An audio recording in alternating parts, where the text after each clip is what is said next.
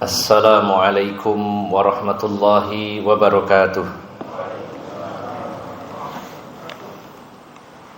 Alhamdulillahilladzi arsala rasulahu bil huda wa dinil haq liyuzhirahu 'alad dini kullihi wa kafa billahi syahida. Asyhadu an la ilaha illallah wahdahu la syarikalah wa ashhadu anna Muhammadan abduhu wa rasuluhu la nabiyya ba'dah.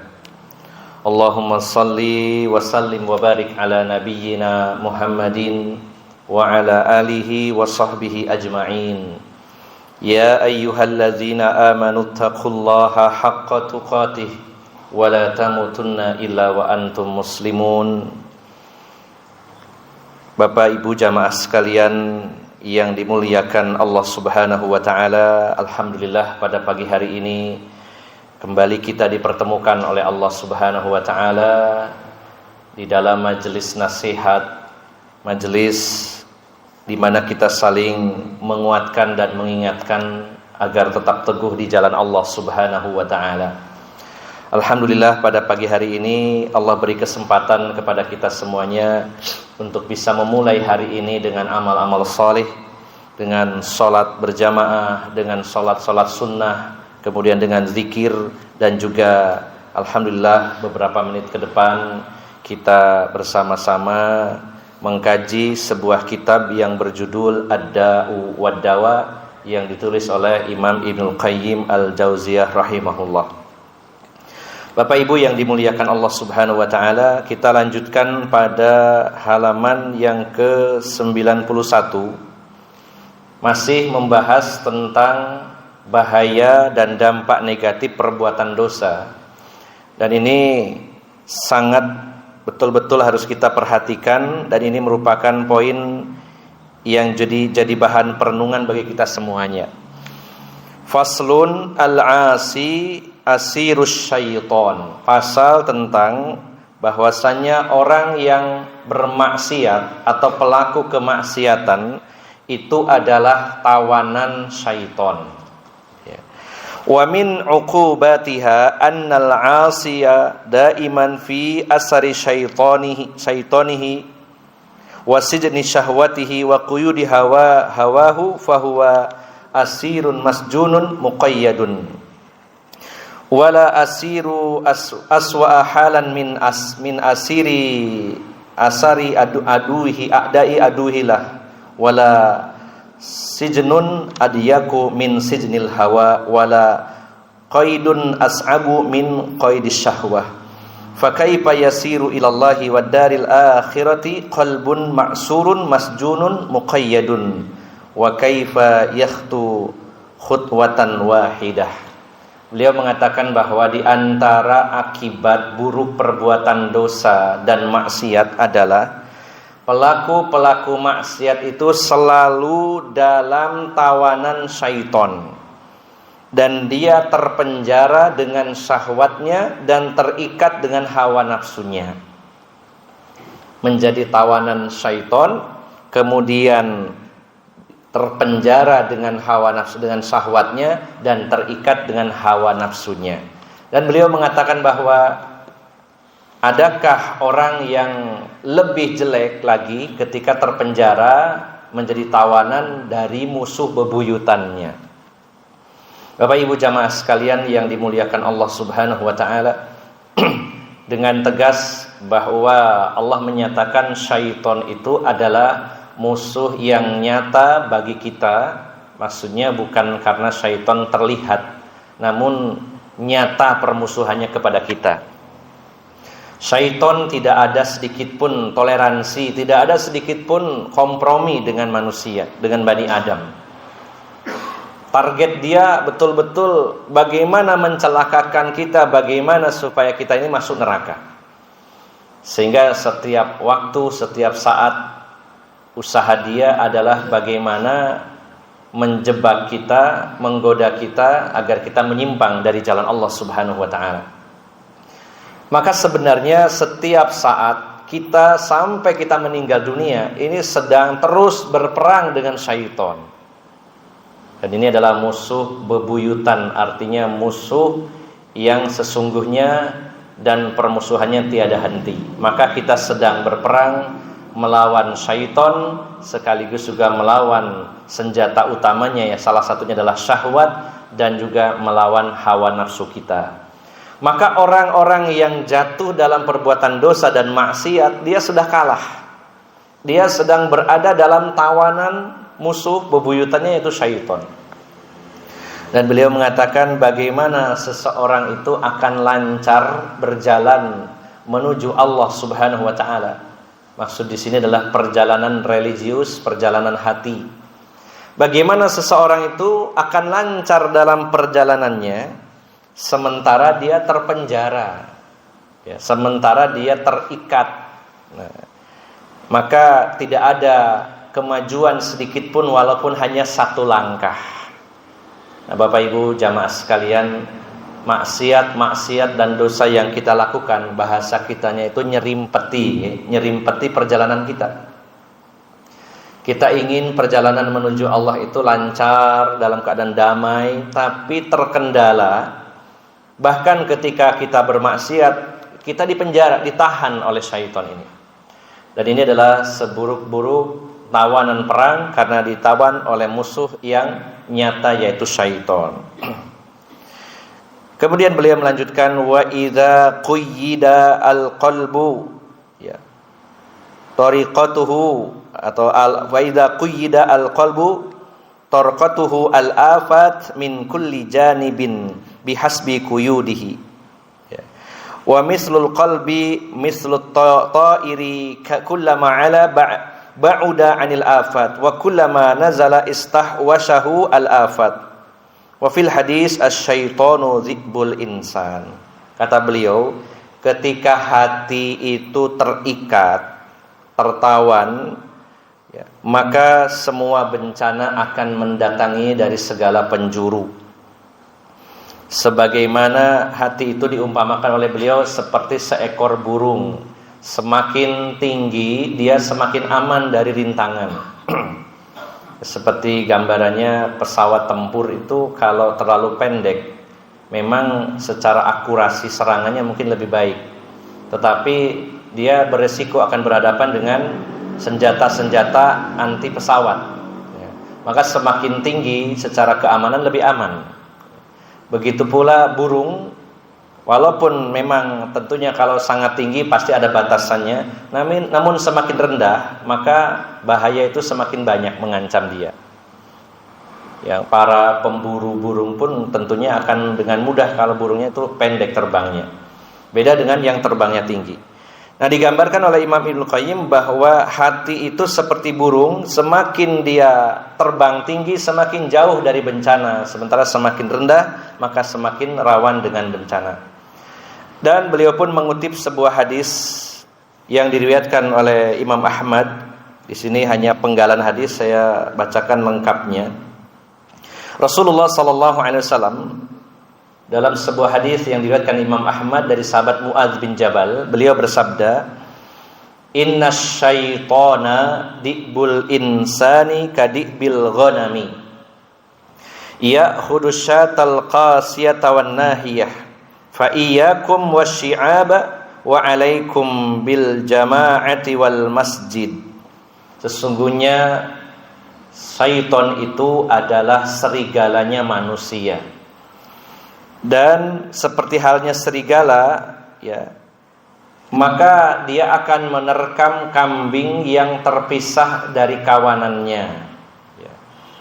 Maka beliau mengatakan, maka jauhilah oleh kalian atau berhati-hatilah dengan jalan-jalan yang sepi di antara celah-celah gunung, dan wajib atas kalian untuk selalu berkumpul dengan saudaranya, dan wajib atas kalian untuk rajin datang ke masjid. Bapak Ibu jamaah sekalian yang dimuliakan Allah Subhanahu wa taala, beliau memberikan gambaran di sini bahwa kita diumpamakan seperti kambing-kambing, dan Allah Subhanahu wa taala adalah pengembala. Ini hanya perumpamaan.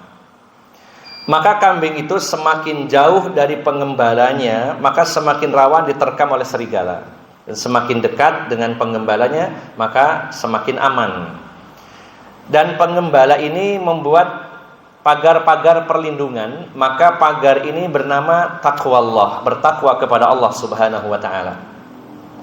Orang-orang yang mendekat kepada Allah kemudian diberi benteng berupa ketakwaan, maka dia orang yang sangat terlindung dari godaan syaitan, dari jebakannya, dari terkamannya. Sementara orang yang jauh dari Allah Subhanahu wa taala dan lawan dari takwa adalah maksiat.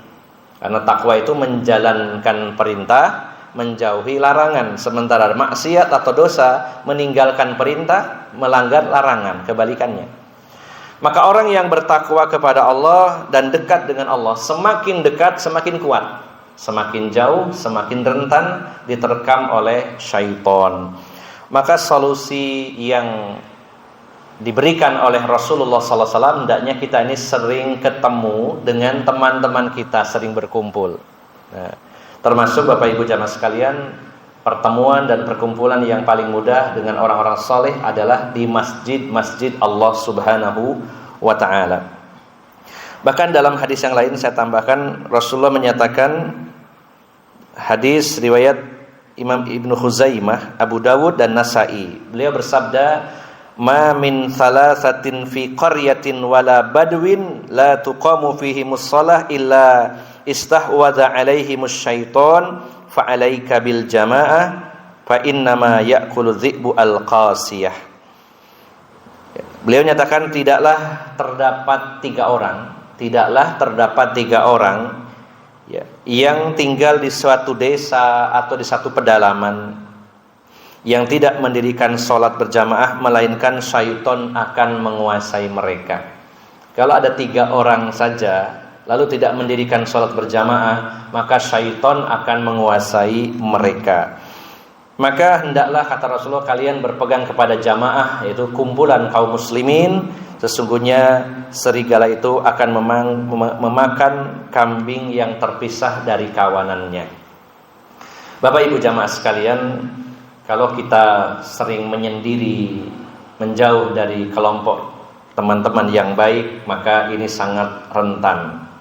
Boleh menyendiri, bahkan disunnahkan beruzlah.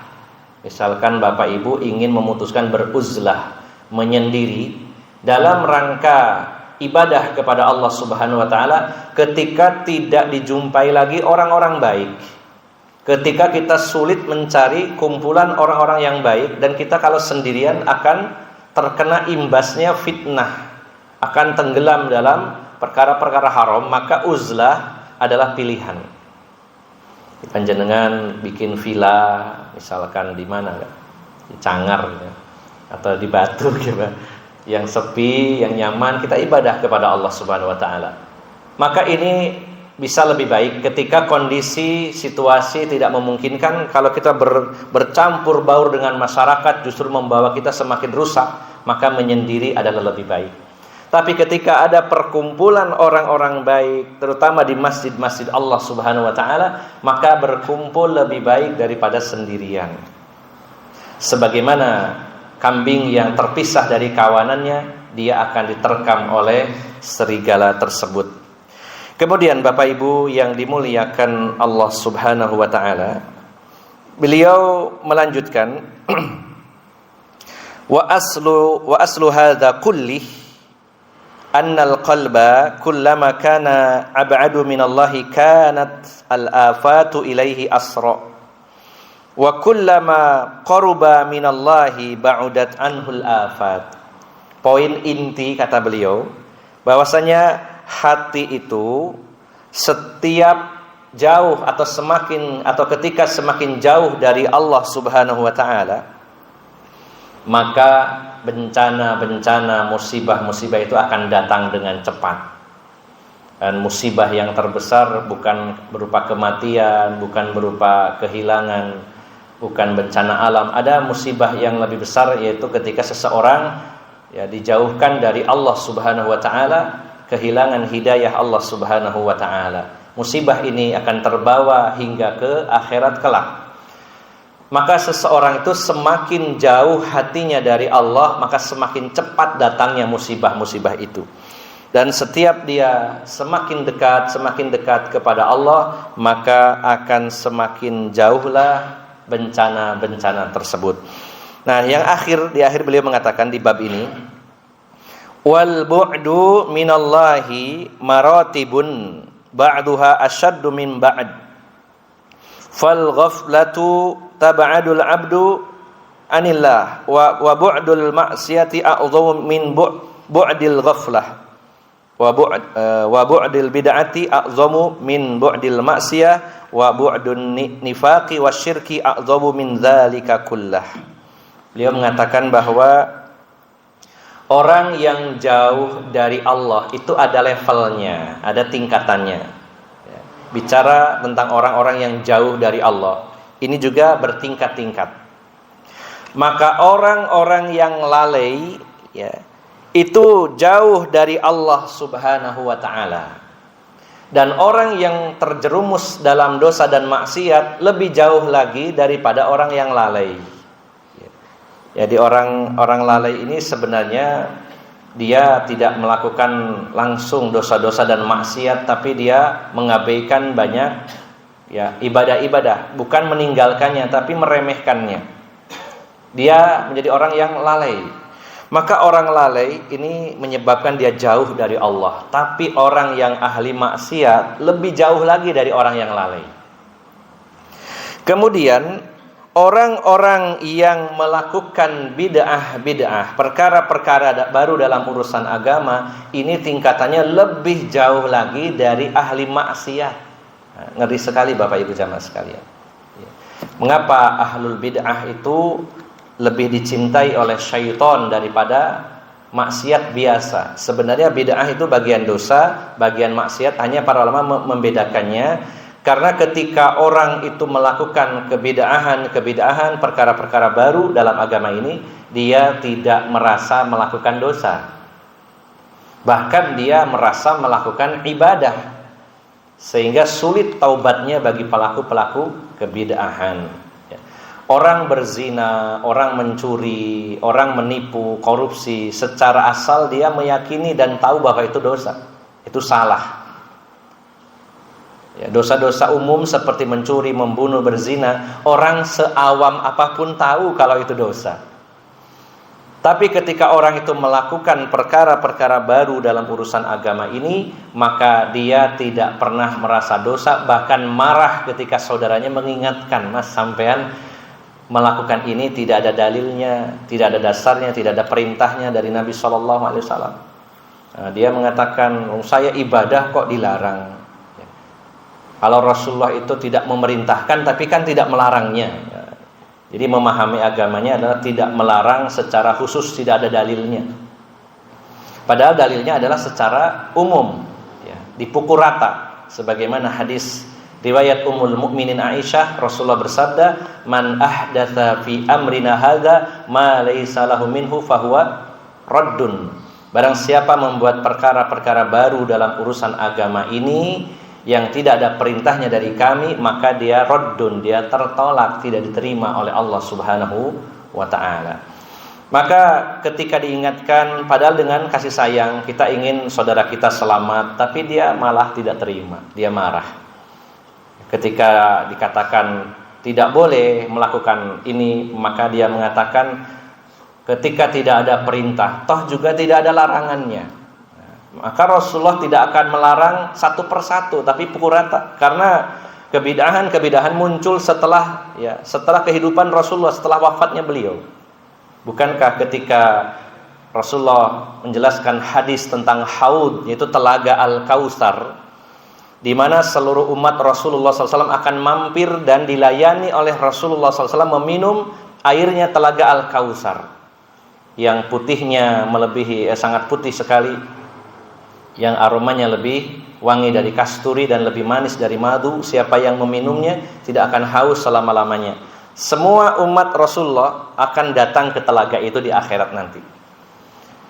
Tetapi ada sebagian orang dari pengikut Rasulullah SAW, umat Islam, diusir oleh para malaikat. Dan Rasulullah memanggil mereka, "Ummati, ummati, wahai umatku, umatku." Dan Rasulullah bertanya kepada para malaikat yang mengusir, kenapa mereka diusir? mereka adalah umatku juga.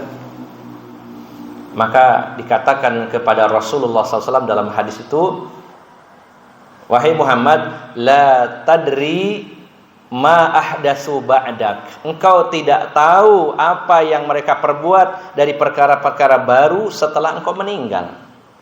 Jadi Rasulullah itu tidak datang ke dunia melihat, tidak.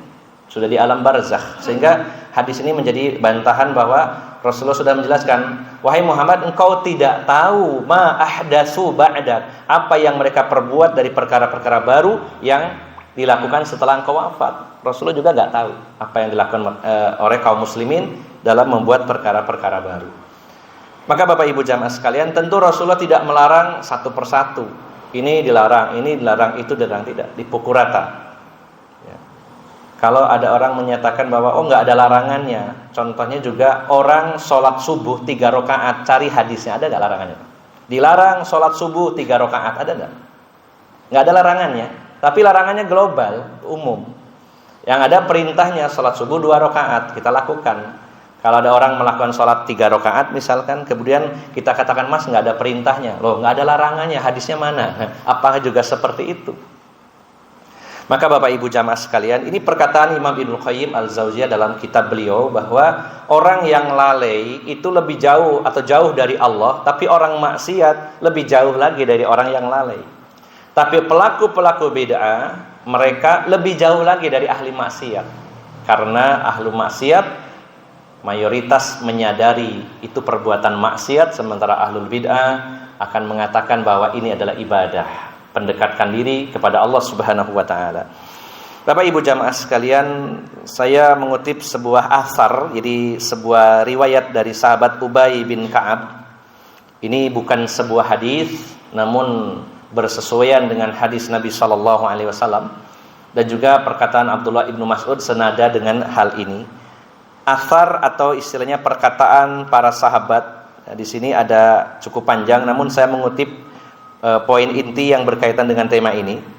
Beliau mengatakan, ya ini riwayat ini ada dalam riwayat Ibnu Abi Syaibah. Beliau berkata, wa inna iqtisadan fi sunnatin khairun min ijtihadin fi khilafi sabilillahi wa sunnatih.